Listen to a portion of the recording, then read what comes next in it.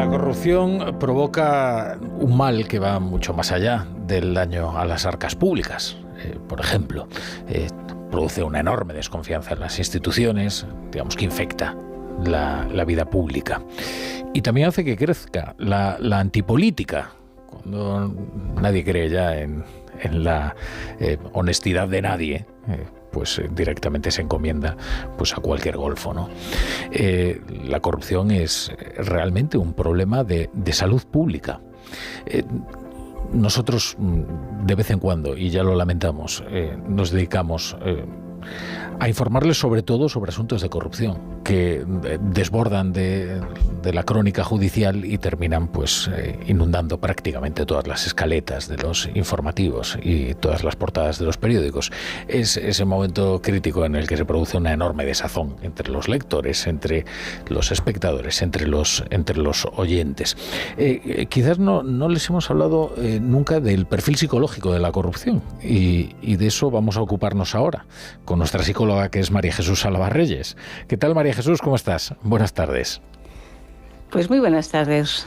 Nada, aquí Rafa con un tema tan interesante como que seguramente no nos gustaría tener que tratar. Desde luego.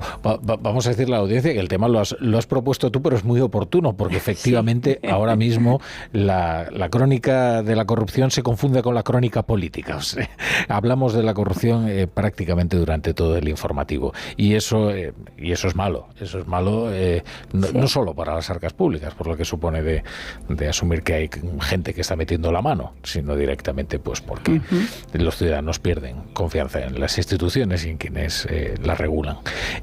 ¿Hay un perfil que sea característico de las personas corruptas? ¿Cualquier persona puede ser una persona corrupta?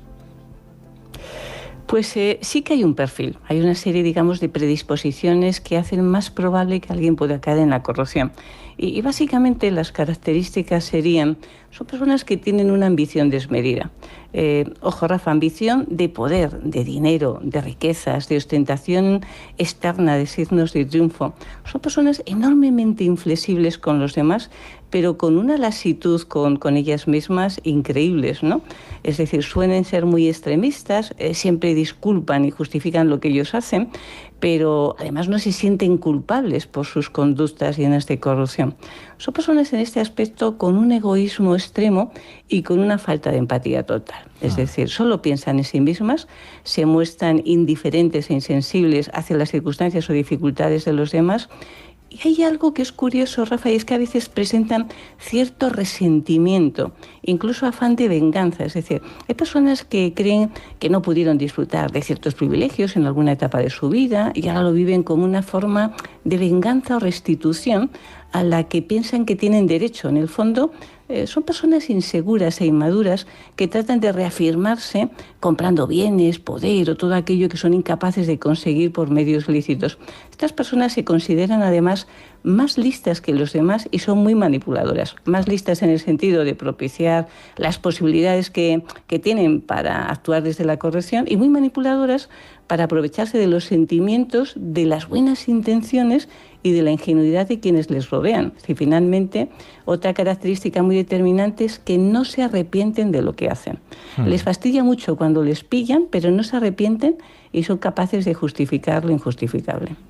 Bueno, hay una frase que es casi un lema de época, ¿no? Que es aquello de ahora nos toca a nosotros, ¿no? Como si hubieran estado en el banquillo y de repente les correspondiera salir ya a jugar al campo de la corrupción, ¿no? Es una frase muy significativa, ¿no? Oye, ¿y cómo una persona llega a corromperse? Materialmente hablando, quiero decir, entiendo que hay antes una corrupción moral, ¿no? Sí, pues muy bien lo dices. Hay una corrupción moral y cuando reúne, digamos, las características que acabamos de describir y especialmente cuando está en un medio en el que la corrupción puede darse. Es decir, cuando se encuentra en una situación, digamos, entre comillas, ventajosa, donde ve la posibilidad de poder llevar a efecto sus actos de corrupción. Hay que tener una escala de valores muy clara para no caer, digamos, en la tentación, cuando las circunstancias pueden ser favorables y para llevar adelante esos actos de corrupción. Pero estas personas, si ven la mínima oportunidad, les resulta irresistible controlarse y además se lanzan a por todas. Otro hecho importante es que estas personas, una vez que han tenido comportamientos corruptos, en cuanto se vuelven a dar las circunstancias, volverán a intentarlo de nuevo. Es decir, son muy, muy reincidentes.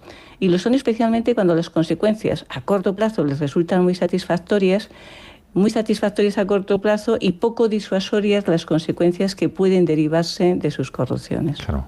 Bueno, hablas de consecuencias, hablas de antecedentes. Sí. Yo entiendo también de que hay una sensación de impunidad, ¿no?, que les hace continuar y seguir enriqueciéndose, ¿no?, porque creen que en ningún momento los van a pillar, ¿no? Este es un tema clarísimo. Y fíjate, aquí desde la psicología siempre insistimos que las consecuencias son cruciales, ¿no? A ver, las conductas dependen básicamente de 3 factores: de los antecedentes, de nuestra forma de ser, de pensar y de las consecuencias de nuestras conductas. Los antecedentes, digamos que son las circunstancias que ocurren antes del hecho, ¿no?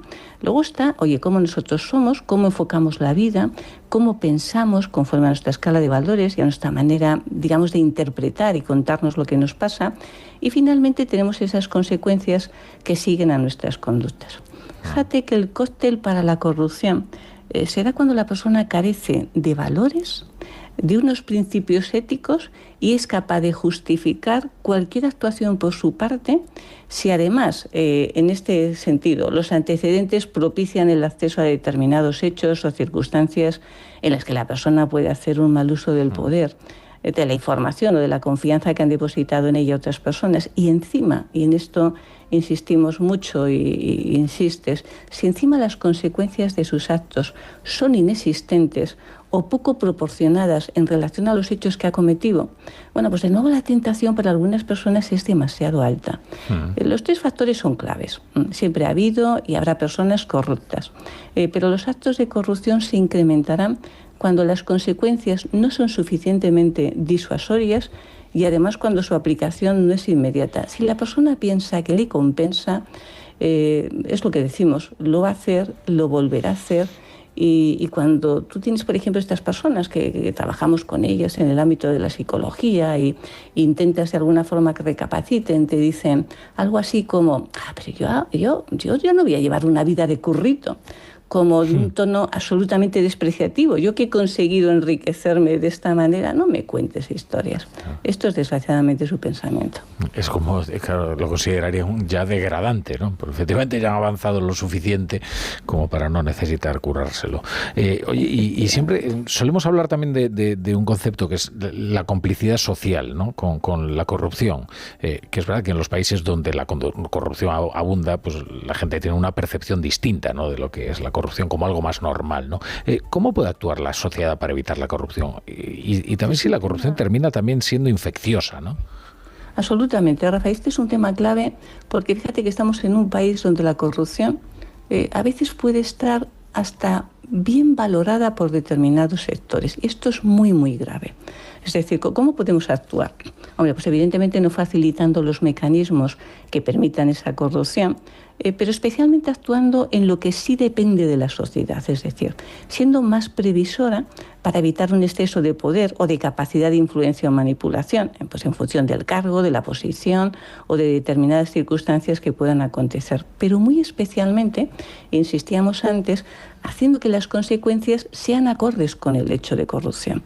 Es decir, que no salga gratis, que la persona, y en esto voy a insistir mucho, que la persona devuelva lo que ha sustraído o lo repare convenientemente, que nunca resulte barata la corrupción y que la pérdida de prestigio, de poder, bienes y valoración sea inmediata y continuada en el tiempo. La persona corrupta solo se lo piensa e intenta controlar su impulso cuando siente el peligro real de que le descubran rápidamente y caigan todas las consecuencias de inmediato, de tal forma que le impidan enriquecerse o lucrarse con lo que pudiera hacer, ¿no?